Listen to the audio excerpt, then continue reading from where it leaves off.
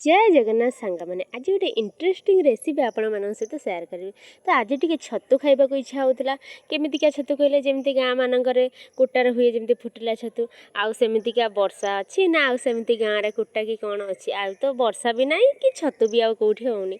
तो मार्केट रे भी एत लेट है से छतु भी आउ मिलबनी।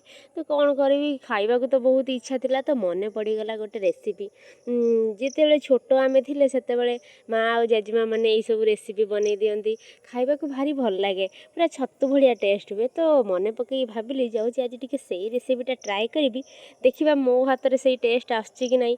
एबे तो करनी बास ट्राए करवा कथा। तो जो फूल थाए बोईतालु फूल ताकू पूरा भल भाव में सफा कर देकी जो नाड़ी गुड़ाक थी ना ताकू भी सब चुपा भलसे छड़े देले से पूरा नरम से सीझीज। ताकू टिके जीरा रसुण पियाज एमती माँ अल्प टिके मसला देकी केमती कौन कर दिए बहुत भल लगे। आमे भी ताको छतु बोली भाभी सब खाई दे था बहुत भी भल लगे। तो कौन करे ना फूल को सब छोट छोट कर काटी देकी तादरे गोटे आलू पकई देथिबो आ जदी भी बाड़ीर गोटे छतु भी फुटी ताको भी गोटे पकई देथिबो जेहेतु आम बार छतु नहीं आम खाली ही कर देइछु। तो ताको सब मसला रे भाजी भुजी दबो से नरम हो गले तादरे टे पानी दे देकी ताको ढांकी दबो। तो से जो फूल थाए तादरे तो आपे आपे पानी बाहरे ना तो सेति अधिका पानी दबाक पड़े ना। तो टिके समय ढांकी देला परे से पूरा रेडी हो जाइथिबो फूल गुड़ा सब नरम होगी पूरा छतु भड़िया हो जाइथिबो।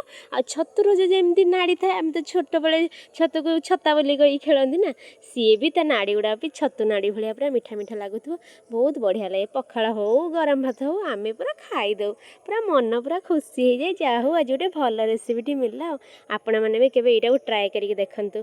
भल लगे लाइक शेयर एंड सब्सक्राइब करेंगे। रही।